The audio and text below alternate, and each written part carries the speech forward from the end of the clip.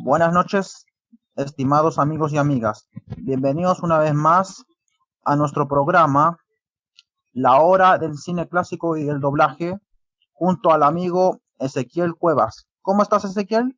¿Qué tal, mi querido amigo Diego? Me siento muy afortunado y me siento bastante honrado nuevamente de tener la posibilidad de grabar este tercer podcast, si no me equivoco, para toda la audiencia que disfruta del cine clásico, del doblaje y de las reseñas en general que se hacen de las películas y todo lo que podemos hablar de ellas.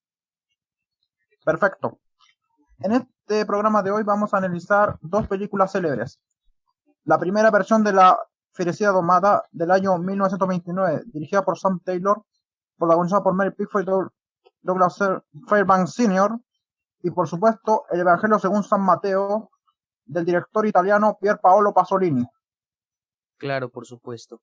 Antes de comenzar, me gustaría primeramente saludar a toda la audiencia, como lo hicimos en la primera presentación, pero también me gustaría mucho decirle a todas y todos los que nos están escuchando en esta transmisión, en este tercer podcast, que pues me siento muy feliz nuevamente de seguir en este proyecto con Diego y que pues también les tenemos una sorpresa al final del video de lo que va a pasar en el cuarto podcast. Entonces no quiero echar a perder la sorpresa, así que querido amigo Diego, te cedo la palabra para que comiences con esta bonita reseña que tenemos de la primera película de la que vamos a hablar, como tú lo acabas de mencionar, que es La Fierecilla Domada. Perfecto. Como sabrán, esta película se basa justamente en la obra teatral cómica del dramaturgo británico William Shakespeare. Sus Claro. protagonistas son Mary Pickford y Douglas Fairbanks Sr., que es la segunda película sonora de Mary Pickford después de Cockett, que ganó un Oscar por buena actuación. Sí, por supuesto. Y por ello justamente es de las mejores comedias. Por ejemplo, excelentísima, porque también existe también un buen momento en esa película, por ejemplo, lo que hacía Douglas Fairbanks, por ejemplo, de cómo tomaba la fierecilla, y incluso de la manera cómica de cómo lo hacía, porque simplemente es algo que nunca había visto, como esta era la primera versión. Eso iba incluso a repetirse años después, juntamente con otras versiones hechas en los años 50 y en el 67 con Richard Burton y Elizabeth Taylor. Claro, por supuesto. Y como sabrán, fue buenísima. Incluso como era de la época del precoz, aún no existía en ese tiempo la censura y es buenísima. Puede que a muchos no la conozcan esa versión y quizás muchos la critiquen por el contenido que tienen, incluso hacia los que protegen lo políticamente correcto, pero es buenísima. Incluso también se da otra versión justamente que es también libremente hecha en los años 50, que es también libremente basada en la Fierecilla Domada, que la hizo Carmen Mencía, pero el origen de la Ariqué, por decirse así, de Catalina Minola, en la versión de Carmen Mencía es porque se volvió rica porque su futuro prometido la provocó por un malentendido. La otra era porque era rechazada con los novios y por eso nadie se casaba con ella. A veces, incluso su padre decía que no casaría a su hermana menor, a Blanca, hasta que no se haya casado. Claro, por supuesto. Y fíjate que es muy curioso porque también esta película de 1929, sinceramente fue una película que digo, claro que se hicieron todavía muchas más películas, muchas más versiones de La Fierecilla Domada, de la maravillosa obra de William Shakespeare. Sin embargo, pues en esta película yo creo que abordamos estos dos temas tan increíbles que nos competen siempre en los podcasts, que es el cine clásico y por supuesto la maravillosa actuación que tienen estos actores del cine clásico, ¿no? Sí, desde luego. Incluso Mary Pickford también era conocida por otros roles, por ejemplo, y esto, aunque no lo crean, Mary Pickford junto a su esposo, desde entonces su esposo, y Charles Chaplin fueron uno de los fundadores de la empresa clásica de cine, la United Artists. Ellos fueron los fundadores, de hecho. Incluso, uno de los roles también que le estimo también de Mary Pickford, además de Catalina Minola, es justamente el que de Rosita, la cantante callejera, además de Mi chica preferida. Esos son de mis películas preferidas también, además de La fidelidad de Tomás y por supuesto Cocker, que es la primera que hizo cuando ganó su Oscar. Claro. Sí, por supuesto, y además que podemos hablar de la actuación tan increíble que hacen los actores, por supuesto. Sam Taylor yo creo que dirige bastante muy bien esta obra porque además participó como guionista. Obviamente ya estaba la obra hecha por Sir William Shakespeare, pero pues lógicamente Sam Taylor tuvo que adaptar un poco la enfatización del guión para los tiempos de la época. Eso es cierto. Y cuya adaptación incluso se repetiría en la versión del 67 de Richard Burton y Sam Taylor, con muchas diferencias. Por ejemplo, en la versión del 29 emiten una escena justamente que salía en la versión de Elizabeth Taylor, y esa es justamente cuando Catalina, interpretado por Elizabeth Taylor, le da latigazos a su hermana Blanca, cosa no hacía cuando le decía, a ella tiene que casarla, y cuando se pase yo bailaré descalza, eso más o menos dice en la boda. Esa cosa que en la versión de Carmen Sevilla, que es una coproducción española-francesa, no ocurre, porque ahí justamente no era temperamental ni iracunda como lo mencionaba la obra de William Shakespeare, sino que tiene un origen de cómo se volvió, porque él prometió que ahí tendría otro nombre, confundiendo a Catalina con un hombre, le provocó la ira y se volvió así, como no es tan arisca como la versión de Elizabeth Taylor ni la de la propia Mary Pickford, sino que era más bien temperamental o bipolar, como decía así. O sea, eso será para otra canción cuando hagamos justamente esa reseña de esa versión. Claro, por supuesto. O sea que espero que sea muy pronto, espero que podamos hablar en podcast prontos sobre esta versión de 1967. Así es. Y por supuesto, yo también creo. No solo la versión 67, la que me refería a analizar justamente es la del 56, esa es la versión de Carmen Sevilla, esa es la que es más libre, la que cuando Catalina era más temperamental que arisca entre sí. Oh, claro, por supuesto. Una equivocación de año, amigo. Pero bueno, perfecto, claro, por supuesto, también sería excelente que pudiéramos abarcar no solamente la del 56, sino la del 67. Digo, son aproximadamente, bueno, no aproximadamente, son 11 años de diferencia entre ambas películas y sería bueno comparar, ¿no? Para saber cómo en un poquito más de la década cuál fue la diferencia entre ambas versiones, ¿no? Pero bueno, volviendo a la versión que nos reúne en este podcast, la de 1929, pues bueno, La fierecilla domada en sí, pues fíjate que, bueno, como tal en sí la comedia del escritor William Shakespeare, es bien sabido que muchos historiadores, pues tienen un mal concepto de esta comedia, principalmente porque esta adaptación del 29 que fue adaptada, válgame la redundancia, al cine sonoro, pues hay como que una diferencia entre los críticos, porque por un lado parece ser que no se está respetando lo que en su momento no se está respetando lo que es la actuación teatral, que bueno, claro, por supuesto que esta obra de alguna forma fue también adaptada hacia los teatros en los años de Shakespeare y más adelante, y cuando llega al cine pues divide un poco a los críticos porque a pesar de ser en cine sonoro, igualmente con las mejores, con la mejor vanguardia cinematográfica de la época, no gustó demasiado a los críticos por la cuestión de que no se adaptaba a los viejos clásicos, ¿no? Del teatro. Más sin embargo, pues también es como que los críticos tienen una visión muy bien lograda por parte de Sam Taylor al momento de poder adaptar el guión, como anteriormente lo había comentado, de una forma que se pudiera, pues ahora sí que entender en la época en la que estaba siendo rodada esta película. Buen punto lo que dice, es más, y como cabe saber también, a diferencia de la versión del 67 que cuenta dos doblajes latinos, uno de Cinza de México, de Cinza de los años 60 o 70, y un doblaje colombiano. Claro. Mientras que la versión del 56 de Carmen Sevilla y justamente la que estamos hablando no tienen doblaje, no han tiene un doblaje al latino, por decirlo así. Más las del 56 tiene un doblaje ibérico, mientras que la del 29, la que estamos analizando, no tiene doblaje alguno, ni ibérico ni latino. Solo Claro, una así versión es. subtitulada que yo te pasé Claro, por para supuesto. verla. Tuve la Igual oportunidad también de yo vi. ver, claro, tuve la oportunidad de ver y me gustó muchísimo la película.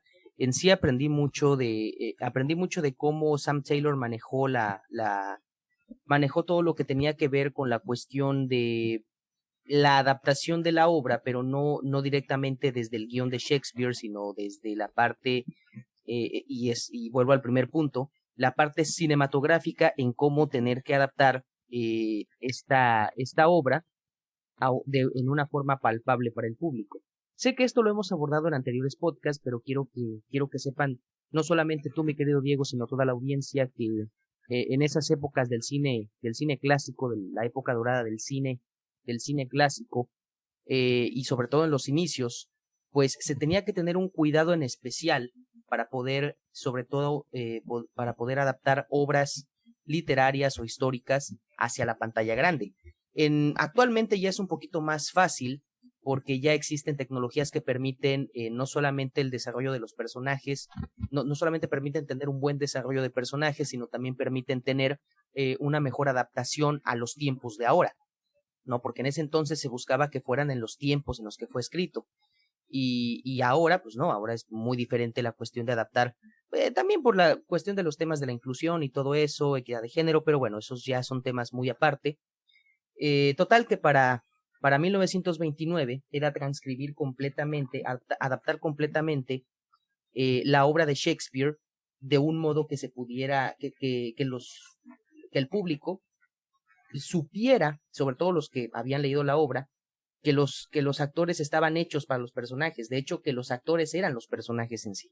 Yo creo que ese fue uno de los retos más grandes que Taylor tuvo que enfrentar al momento de seleccionar a los actores, y por supuesto que también tuvo que leer la obra para poder darse una idea de cómo poder hacer que cada personaje cada actor cuadrara en el personaje. Buen punto, Ezequiel. Y eso es también lo que también quiero añadir algo. Incluso esta película justamente es del último año del cine mudo, del año 29. Incluso en estos días, hasta estos días los progres, la gente progre diría porque que el hombre maltrata a la mujer, no, así es como lo escribió Shakespeare, pero en esos tiempos podría ser justamente crucificado solamente porque es por el título, que lo que hacía, por ejemplo, Petruccio, su protagonista interpretado por Douglas Fairbanks Sr., a Catalina, o sea, a Mary Pickford. Claro que no, eso no tiene nada que ver, es una buena comedia, eso es lo que vale. Y como sabrán, eso no hay que por qué criticar solamente porque fue un producto de hecho de su tiempo. Sí, claro. Sí, por supuesto, tienes razón, amigo. Sí, sobre todo también por las adaptaciones que se hacían en su momento, como tú bien lo dices. En 1929 se estaba llevando a cabo la transición del cine mudo al cine sonoro, que digo, por supuesto que revolucionó el cine al 100%, definitivamente, y le dio un giro de 360 grados, y yo puedo decirte que La Fierecilla Domada definitivamente fue una de las películas que revolucionó en ese aspecto, ¿no? Y mira, aquí por ejemplo tengo este detalle que al ver la película yo también me percaté que el protagonista que aparece que aparece en la película, Douglas Fairbanks Sr. claro que sí, Douglas Fairbanks, Senior. claro, señor, perdón, disculpa. Pues bueno, de hecho, su actuación resultó más teatral al momento de grabar la película. Como te lo vuelvo a repetir, este señor era un actor de teatro y sabía muy bien que la manera eh, de adaptar de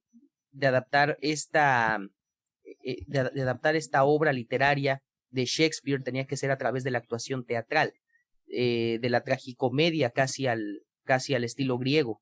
Entonces era una cuestión que yo creo que a los críticos más como que los dividió en la cuestión de que cómo es posible que nuestro protagonista Douglas tuviera la posibilidad de hacerlo en teatro, o sea, llevar la experiencia del personaje a un tipo teatro, y los demás protagonistas quizá no se dieron cuenta de ese detalle, ¿no? O sea, son situaciones un un poquito divisoria si lo vemos desde el aspecto crítico, pero a final de cuentas es una actuación magistral la que nos regalan todos los protagonistas de esta película, definitivamente. Muy interesante tu punto de vista. Ahora que ya hemos hablado justamente lo de la felicidad mamada, si hay algo que decir más. Claro, bueno, antes de terminar, pues me gustaría agregar que Mary Pickford realmente le da un toque muy pícaro a su personaje, ¿no? De hecho, como te lo he dicho mucho, desde que comenzamos los podcasts, te he dicho que en los momentos de los inicios del cine clásico, la idea, el pensamiento, la sociedad en general era otra a comparación de la actual. Estamos hablando, por ejemplo, aquí también en esta película, La Fierecilla Domada, estamos hablando de que tiene casi 100 años esta película que se filmó. Y es una película que imagínate cómo era la sociedad hace casi 100 años. Definitivamente que hay hay un trecho muy grande, bastante amplio, en cuestiones de costumbres, de ideas, de formas de pensar. Entonces, no me sorprende que en su momento la película incluso pudiera haber llegado a parecer políticamente incorrecta. Claro que el término como tal no existía o no se manejaba de la forma que se maneja hoy, y quizá por eso también le dieron la libertad a Sam Taylor de incluir varias cosas, y se pensaba de hecho que esta película era una película machista, porque al personaje de Mary Pickford, el método precisamente para tratar de hacerla más calmada, más relajada, era precisamente a base de un ¿Azotes? tradicional, sí, a base de azotes, a base de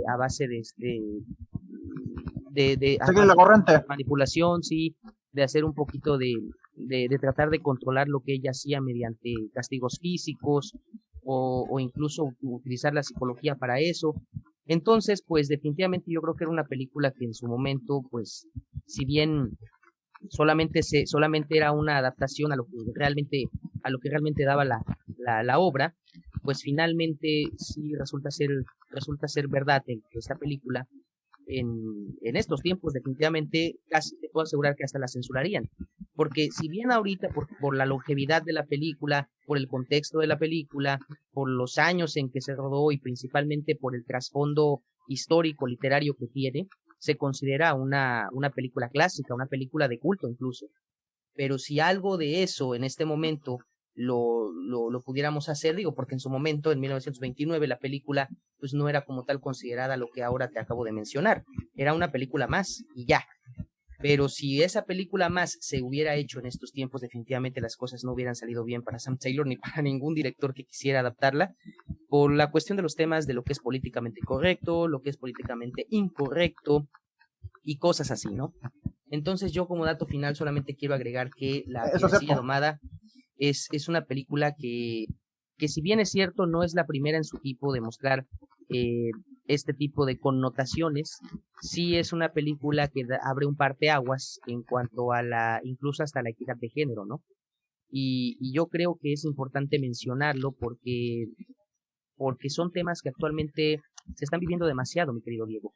Y yo creo que un vistazo a esta película, lejos de que te pudieras molestar o te haga sentir enojado el contexto del mensaje, yo quisiera invitar a la audiencia si tienen la posibilidad de ver esta película, en que, pues bueno, obviamente si la pueden ver en su idioma original, subtitulada, pues mucho que mejor, pero lógicamente como yo también soy amante y protector, así como también sigo la causa del doblaje, pues me gustaría que la vieran doblada.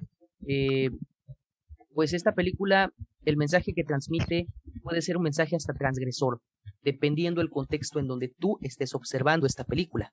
Y si lo haces desde un cristal crítico hacia la sociedad de ese entonces y hacia lo que en este momento pues pudiera esa película transmitir y lo que pudiera decir.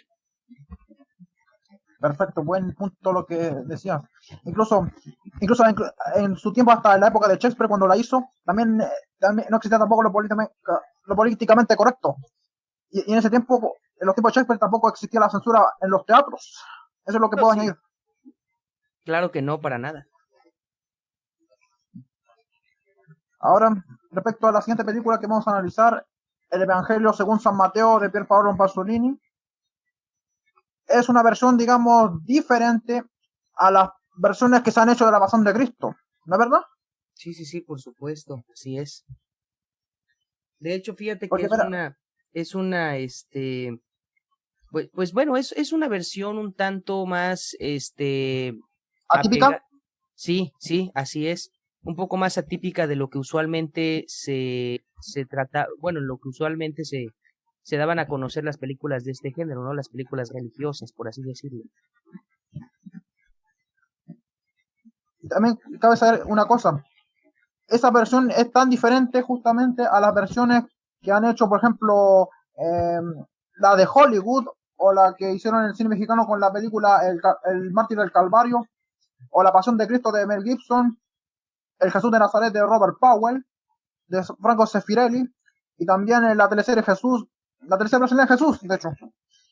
Es más, Claro, por ejemplo, claro. fíjate, el director de esa película, Pier Paolo Pasolini, era, por decirlo así, un intelectual no creyente, que durante una visita a Asis, que está en Italia, entre un grupo de debate entre creyentes y intelectuales no creyentes, se le ocurrió la idea de filmar esa versión con ayuda de su madre, que es uno del elenco de la película. Y, Ujú. ¿no es así? Claro que la madre de Pasolini interpreta a la anciana Virgen María. Sí, sí, Y sí, más, claro. en esa versión justamente, el Jesucristo que interpreta a Enrique Irazoki, que así se llama el protagonista, que también es un intelectual no creyente de origen catalán de Barcelona, de hecho, es diferente también a la que hizo Jeffrey Hunter en El Rey de Reyes, Max von Sydow en La más grande historia jamás contada, el que hizo Enrique Rambal en el Mártir del Calvario, la que hizo Robert Powell en Jesús de Nazaret, la que hizo justamente Jim Caviezel en La Pasión de Cristo, Ujú. y el de la versión brasileña del que menciono. Y es más, también, lo más curioso que me di cuenta cuando vi eso en Semana Santa, es que justamente, y eso lo he leído, hicieron esa versión porque según Pasolini, el Evangelio de San Juan era místico, el de San Lucas sentimental y el de San Marco era vulgar. Eso es lo que he oído más o menos, ¿no es así? Sí, sí, sí, de hecho, así es. Incluso hay cierta diferencia. Incluso, por ejemplo, uno de los personajes de la Biblia, la que menciona los evangelios, por ejemplo, Salomé, hija de Herodías, e hijastra y a la vez sobrina del rey Herodes, Antipas, no la mostraron así como exótica, así como en las versiones de la Hollywood o el de Jesús de Nazaret, ni siquiera la de la teleserie. Ujú, Es así es. sino más simple, como una niña así como que viste blanco, es como que baila normalmente. Pero aún Claro. así se ganó esa película el respeto de los cristianos de los creyentes italianos de la época. Sí, así es, por supuesto, por supuesto. Y fíjate que te voy a decir, aquí, por ejemplo, en esta película del Evangelio según San Mateo, tratan de darnos una película, obviamente, pues, pasando por todas las etapas de vida de Jesucristo, nos tratan de dar precisamente, bueno, lo que el director quiere plasmar precisamente, lo que Pasolini quería llevar es el realismo humano de cómo realmente Jesucristo, me atrevo a decir, de hecho, que sí, que Pasolini debió haber sido de los primeros directores en hacer un Jesucristo como tal, un tanto alejado, si no es que casi completamente alejado, de la versión bíblica que siempre nos han enseñado. Definitivamente, porque digo, para empezar tenemos a un Jesucristo que es completamente diferente en muchos aspectos, tanto físicos como ahora sí que como características personales, personalidad, eh, modo de ser, modo de actuar que tiene este Jesucristo. En su momento, cuando se escogieron a los actores para hacer esta película, pues el estudiante de Barcelona, Enrique Irazoki, fue elegido para hacer a sus 19 años un Jesucristo muy humano, que así es como de hecho lo retrataban en muchas crónicas de la época. Entonces yo creo que definitivamente sí es como que una, digo, porque también aquí incluso estamos hablando de que Pasolini se atrevió, y esto no lo digo yo, lo dicen los propios críticos del cine, se atrevió a juguetear se atrevió a juguetear con las premisas religiosas, dándoles un toque de política y una buena pizca de realidad. Y yo creo que nada más alejado de la verdad podrían estar. Porque definitivamente pienso que Pasolini fue de los primeros directores que se atrevió a humanizar a Jesucristo como realmente se supone que debió de haber sido, y lo saca un poquito, digamos que de esa imagen purista religiosa que siempre nos han enseñado y predicado en la Biblia, ¿no?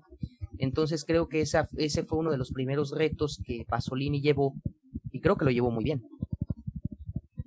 Muy buen punto. Incluso, aunque no lo crean, dicen que justamente que Pasolini era, además de ser un intelectual no creyente, era un incontrovertido.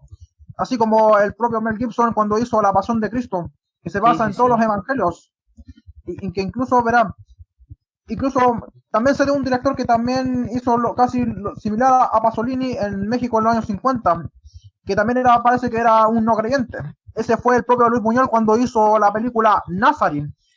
Al igual que Pasolini, se ganó también el respeto de los cristianos católicos, como pasó en Italia, especialmente en Asis. Sí, claro, por supuesto. Pues ahora sí que fíjate cómo está la situación. Justamente los directores que creo yo que han llevado todas las historias de Jesucristo, Pasolini, Gibson, y muchos otros más directores que en este momento no recuerdo el nombre, pero que ahí están. Justamente esa gran mayoría de directores que han llevado a la pantalla la vida de Jesucristo han sido cuando menos personas escépticas con los hechos bíblicos, ¿no? Y creo que hasta cierto punto eso les favorece para poder llevar a la pantalla una versión real, humana y por supuesto más humanizada, ya no en el sentido humano de personas, sino en el sentido humanizar, de hacer, ahora sí que de identificarse incluso con Jesucristo y con todos los acontecimientos religiosos que han pasado. O sea, en cada época siempre cada director ha sacado de lo que se vivía en ese transcurso de tiempo hacia la película, lograba transformar los conflictos y el panorama en general de la época hacia lo lograba transformar, lo lograba combinar, primero combinar todos esos toda esa complejidad de la época en la que vivió o en la que estaba viviendo cuando filmó la película, y lo logra combinar precisamente con toda esta cuestión de la enseñanza religiosa sobre la vida de Jesucristo.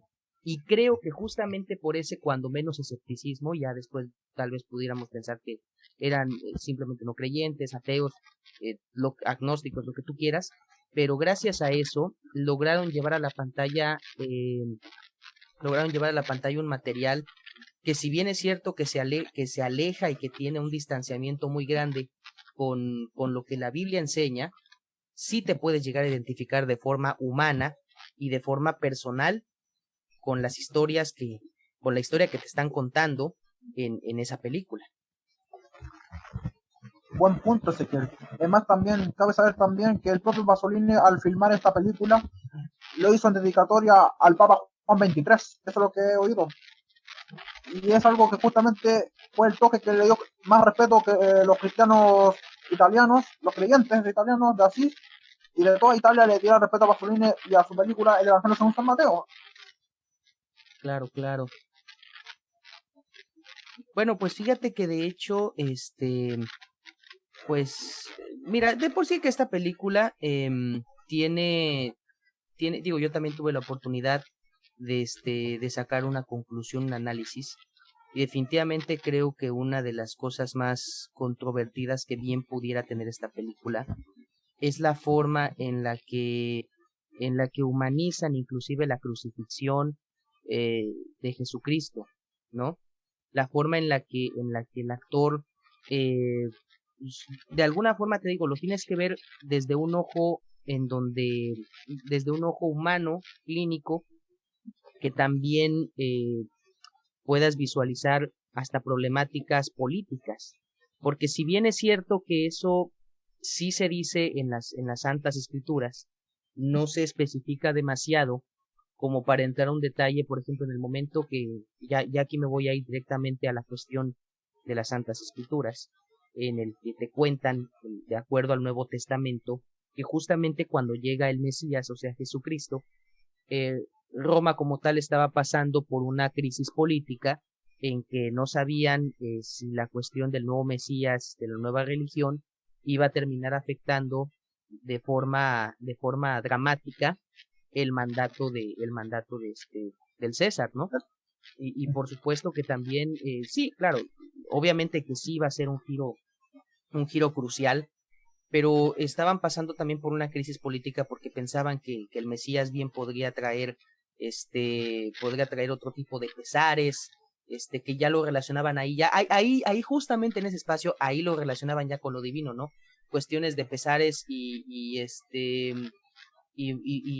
pues, ¿cómo decirlo?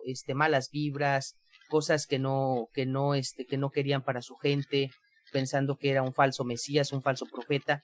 Pero ahora cuando ya vienes aquí a la película que hace Pasolini, y entonces ya te empieza a explicar de una forma, pues ahora sí que personal y una forma más real, que los verdaderos conflictos políticos que existían dentro del tiempo que vivió Jesucristo ahora sí que en el reinado de tal César, Tiberio. pues los problemas políticos que existían no tenían nada que ver con la cuestión esotérica ni con la cuestión divina, tenían que ver con meramente cuestiones políticas internas dentro del dentro de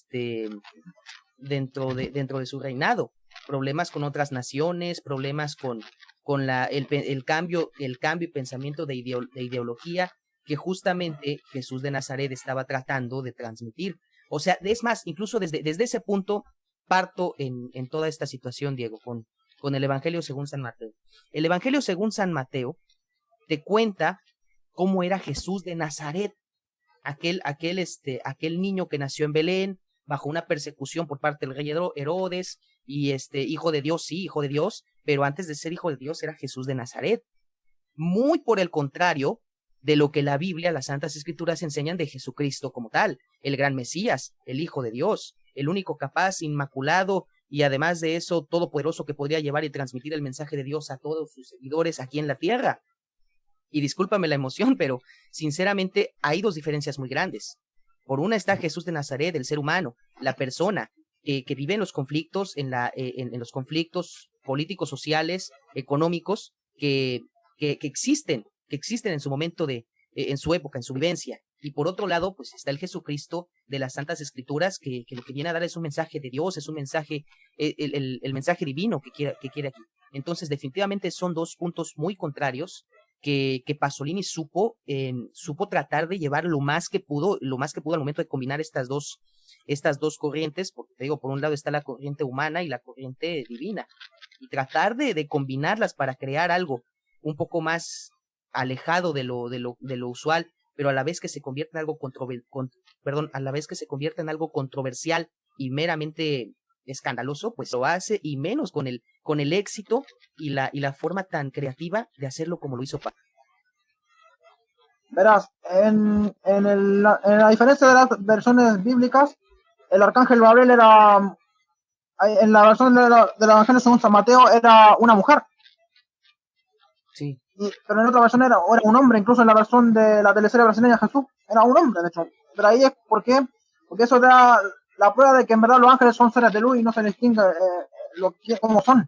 Es por eso que pusieron esa versión al arcángel Gabriel, y se le conoce como el ángel del Señor en el Evangelio de San Mateo. Oh, ya veo, claro. Pues fíjate, no me sorprende mucho porque en tiempos recientes, por ejemplo, digo, me voy a ir a algo un poquito también más como de ficción. En la película de Constantine, la primera película protagonizada por Keanu Reeves, pues también el arcángel Gabriel lo termina interpretando otra actriz que es Tilda Swinton, me parece, así se llama. la actriz que hace y que interpreta a la Bruja Blanca en Narnia, las Crónicas de Narnia, que ahorita recientemente en las películas de Marvel, en el universo de Marvel, ha hecho al personaje ancestral. Y bueno, ¿a qué quiero llegar con esto? De que pues como tal el arcángel Gabriel ha estado representado por hombres y por mujeres, y de hecho últimamente se le ha estado relacionando como un ser más andrógino que otra cosa. Pero te digo, sí, es una cuestión que me sorprende que eso haya pasado o que hayan tenido esa visión de volverlo, que haya sido interpretado por una mujer, más bien, me corrijo, en años tan pasados, ¿no? Porque sinceramente digo, porque esta cuestión te digo, de la inclusión y de la equidad del género, pues viene dándose en tiempos recientes, que ya se está considerando hasta de alguna forma normal. Pero en los tiempos en los que tú me estás hablando del cine clásico o cine contemporáneo de antes, híjole, meterte con ese tipo de temas y sobre todo en algo tan delicado como lo es la religión y en sí las santas escrituras, pues está complicado, está complicado y realmente se requieren muchas cosas muy fuertes y muy grandes para poder lograr llevar a cabo ese tipo de acciones. ¿Me explico? Sí, perfecto lo que has dicho. Incluso, pero pasó, porque Pasolini lo quiso y así sucedió. Incluso en Jesús de Nazaret, el arcángel solo es una luz, no se le ve, no se sabe quién es. Sí, así es.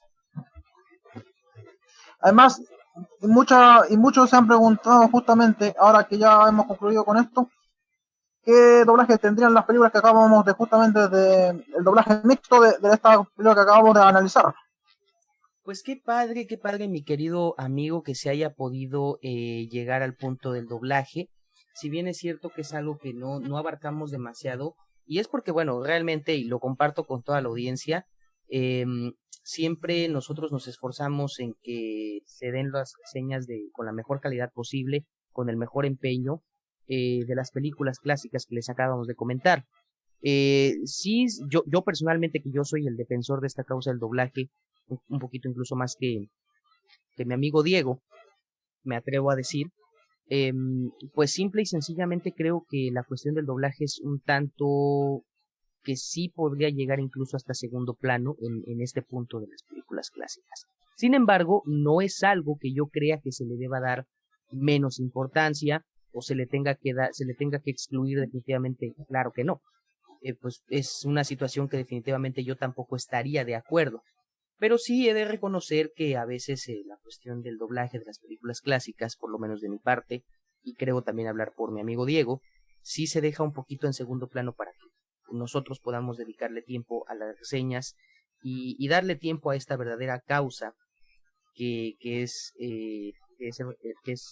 el rescatar las películas clásicas para que gente como nosotros, jóvenes, no tan jóvenes, o mucho más jóvenes que nosotros, tengan la oportunidad de estar y de acercarse a estas obras de arte que definitivamente pues no pueden dejar pasarse desapercibidas. Entonces, retomando el tema del doblaje, sin más, pues yo creo que sería sería una buena colaboración, creo, en este momento, que pudiéramos dar entre, claro, Chile, México, Colombia, Colombia. sí, Chile, México, Colombia, pero yo creo, fíjate que en este momento, mi querido amigo Diego, yo creo que en este momento, con estas dos películas, al menos creo yo creo que en la película de la fierecilla domada, creo que sí el paquete se lo está llevando un poquito más el doblaje, el doblaje en Chile, el doblaje chileno. Porque yo he visto en muchos, digo, no en películas clásicas, claro, pero sí en películas contemporáneas que abarcan obras literarias, adaptadas a cine, por supuesto, que se han doblado en Chile, que han quedado maravillosas, Diego, maravillosas. Realmente me ha gustado mucho su doblaje.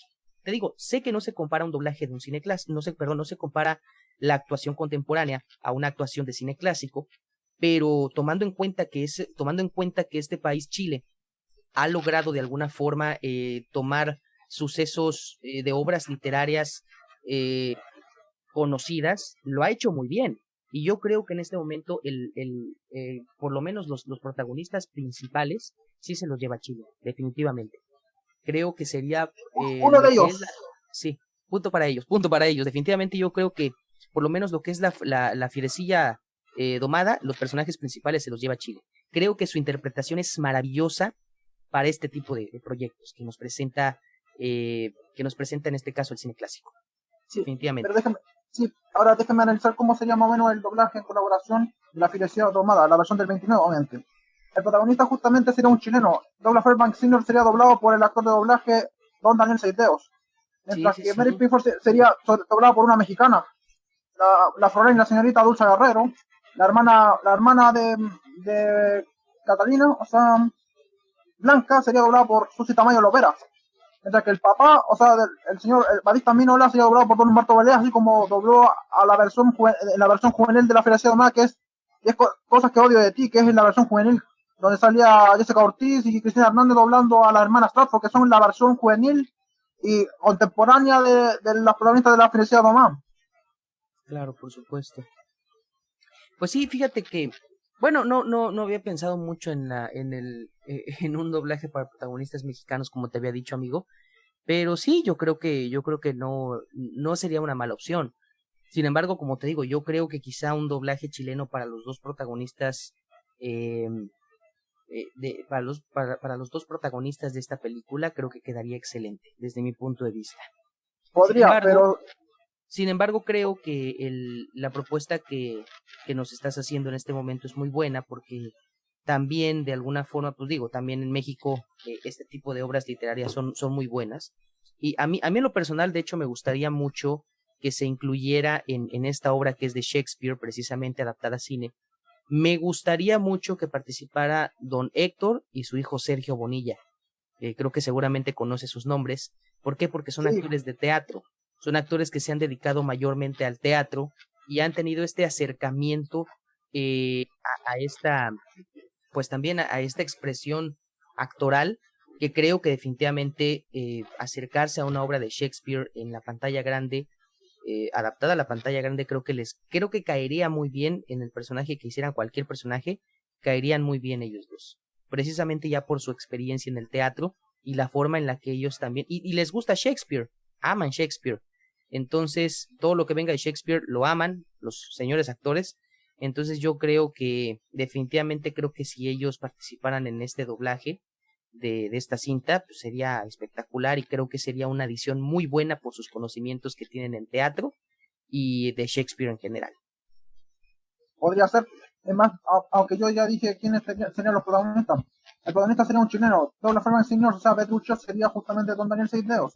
Mientras que Mary Pickford sería Dulce Guerrero. La hermana Blanca sería Susana Tamayo Lopera de Colombia. Batista Minola sería Don Humberto Vélez. Gremio, que es el más viejo amigo de Petruccio, ese sería Don Gustavo Restrepo, al parecer. Y el amigo de, de Petruccio, que también era novio de Blanca, parece que lo lograría Don Carlos Carvajal, que es también chileno. Y habrá otros roles que también están disponibles ahí para los señores Bonilla. Pero también Sí, la presentación femenina la daría posiblemente Janina Quiroz, para darle un toque bueno a la banda sonora inicial. claro, por supuesto. Pues bueno, eso sería la propuesta para el doblaje de La Fierecilla La Domada. felicitamos. Entonces, pues bueno, para el Evangelio según San Mateo, ¿cuál sería el cast ideal, mi querido amigo Diego, que quisiera que compartieras a la audiencia, por favor? La elección ya está decidida. El protagonista, Jesucristo, interpretado por Enrique Irazuki, sería el mismísimo Don Oscar Olivares, que dobló a Kaito Kid en Detective Conan, que dobló a Gunei en la teleserie turca Kusei Kunei. Sería un excelente Jesucristo.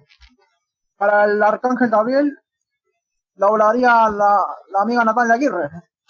Para San Pedro, Simón Pedro, sería Don Barbo Miranda. El diablo Satanás, el que lo tentaba, el cual en el título italiano dice un endemoniato, el endemoniado, sería Don Julio César Mora de Colombia. Mientras que, por ejemplo, el rey Herodes Antipas sería doblado por Don Fernando Manrique. Sí, Esa claro. Fernanda Vanegas sería Salomé. Mientras que justamente René García doblaría a Juan el Bautista. Carlos Carvajal, también de Chile, sería Judas Iscariote. Poncio Pilato sería entre Juan Carlos Tinoco, o Rafael Gómez, o Santiago Múnera, eso depende. Mientras que justamente, déjame pensar otro personaje que también yo vi. ¿Cuál era este? Ah, sí. La presentación, digamos, la daría a Florian Dulce Guerrero porque acompañara muy buena, bien a la banda sonora inicial. Eso no hay duda. Incluso, y en el rol de Caifás, el sumo sacerdote que condenó a Jesucristo lo doblaría el veterano actor don Jorge Santos. Mientras que don Humberto Vélez sería Herodes el Grande. Claro, por supuesto. Pues fíjate que las cosas son, perdón, fíjate que el doblaje que propones es muy bueno y espero, amigas y amigos, que les guste mucho el cast que mi querido amigo Diego ha preparado. Se me hace un cast muy bueno. De hecho, entre todos los actores que mencionas hay algunos que han participado ya en obras religiosas, por así decirlo, y creo que lo han hecho muy bien. Y definitivamente escucharlos en una película clásica en un elenco tan bien elaborado por Diego, con el súper talento que cada uno de ellos tiene, cada una y cada uno de ellos tiene, pues es magnífico, es espectacular y definitivamente no tengo ninguna objeción que hacer. Creo que el cast que acabas de proponer es muy bueno y definitivamente pues también sería un muy buen aporte precisamente al doblaje de películas clásicas. Lo digo porque justamente, si en verdad existiera un doblaje latino, sería uno de Cisaurúa, donde don Agustín López Zavala hubiera doblado a Jesucristo, así que hubiera existido, así como dobló a Jesucristo en Jesús de Nazaret y el que interpretó Max von Sydow en la más grande historia jamás contada. Pero como nunca se dobló el Evangelio según San Mateo, esto lo promuevo. Así es, así es. Y fíjate, te voy a comentar una curiosidad muy aparte de todo esto, amigo, pero creo que va. No sé si tú sabías que el señorón, don Agustín López Zavala, aparte de doblar a Jesucristo de Nazaret en la película del 77, también interpretó a Carl Sagan en su programa que se transmitía en la televisión, el mundo maravilloso de Carl Sagan, me parece que así, de Carl Sagan, perdón, creo que así era el título. Bueno, pero la curiosidad es que fíjate cómo son las cosas, que al señor Agustín López Zavala le tocó interpretar una figura meramente religiosa, al Jesucristo bíblico, y de pronto después le toca doblar a uno de los científicos más importantes del siglo XX, que pues si bien no se declaró ateo, sí se declaró agnóstico. Entonces, pues es como que un paralelismo muy, muy curioso, que a mí me resulta muy curioso, y de alguna forma pues digo, qué forma tan magistral de interpretar a los dos, porque por un lado está interpretando al Hijo de Dios y por otro lado está interpretando a uno de los científicos más importantes del universo. Y digo del universo porque su área se dedicó precisamente a abarcar las cuestiones cosmológicas. Entonces creo que sí debe ser algo importante que yo quise resaltar, y pues espero que a la audiencia le haya gustado el guiño. Perfecto por tus palabras, no cabe la menor duda. Muy excelente. Sí, fíjate que sí. Bueno, digamos que esta cuestión de la curiosidad me llegó un poco más que nada por el hecho de que, pues te digo, son dos paralelismos importantes que se conjugan, que se dan, que el señor don Agustín López Zavala tuvo la oportunidad de interpretar estos dos personajes tan icónicos, y bueno, pues estos dos papeles más bien tan icónicos, y pues creo que fue un guiño que sí se daba a la ocasión. Perfecto, Ezequiel. Y antes que finalicemos, quiero enviar justamente un saludo a todos los contactos de Chile, México, Colombia, en ellos los actores de doblaje. Quiero enviar mi saludo justamente a don Bardo Miranda, que si me escuchas, yo te saludo. A la amiga de Froline, la amiga Natalia Aguirre, yo te saludo. A Froline Dulce Guerrero, si me escuchas, te saludo. También te saludo don Jorge Lillo, don Joseph Rumi, la amiga Janina Quiroz, don Alexis Quiroz, don Gustavo Restrepo, don Rafael Gómez, don Santiago Múnevar, amiga Trinidad Valenzuela, amiga Susan Rivera, a mi familia le mando también mis saludos. También envío saludos justamente a don Octavio Rojas, a don Salvador Najar, a don Gerardo Vázquez, a don Gerardo Reyero, Carlos Valdés, a don Sandro Larenas, a don Leonardo Sala Machado, y a don Caco Sara y al resto. Claro, por supuesto. Bueno, yo limito mis saludos, mi querido amigo. Solamente los limito a toda mi familia, a mis amigos, amigas y todas las personas bonitas, maravillosas que sintonizan y siguen nuestros podcasts, nuestro material. Todas las que no, pues los invito a que lo hagan. Espero en Dios que lo hagan. Y pues nada, yo a todos los actores y todas las actrices de doblaje, no solamente de México, sino de Latinoamérica completa, y también de algunas otras partes donde ahí hablan anglosajona, pero pues hay doblaje latino. Les mando un fuerte abrazo, mis bendiciones y toda la buena vibra posible que a mí me sea, que toda la buena vibra que a mí me sea posible mandar. Y pues muchas gracias, mi querido Diego, por otra emisión más en este tercer podcast, que espero guste a todo el público, nuevamente lo repito. Y pues es un placer siempre colaborar contigo para esta causa tan noble, tan bonita. Y gracias siempre por invitarme y tener esta atención conmigo. Y les agradezco siempre por sintonizar estas emisiones de podcast y seguir haciendo esto más grande todavía. Mucho gusto, el gusto es mío, Ezequiel. Claro que sí, esperemos que así sea, mi amigo. Y bueno, sin más, me despido. Les deseo una excelente mañana, tarde, noche, dependiendo del horario en el que estén escuchando este podcast. Y pues bueno, también no olviden seguirme en mi canal Hablemos de Doblaje. Les pido por favor que se den una vueltecita por ahí. También tengo ahí sí dedicado completamente a la cuestión del doblaje. Hay podcasts también relacionados al doblaje, entrevistas y muchas otras cosas más que espero les guste. Así es, nos vemos en el próximo podcast. Que estén muy bien, cuídense mucho, bendiciones y estamos en contacto. Buenas noches. Buenas noches.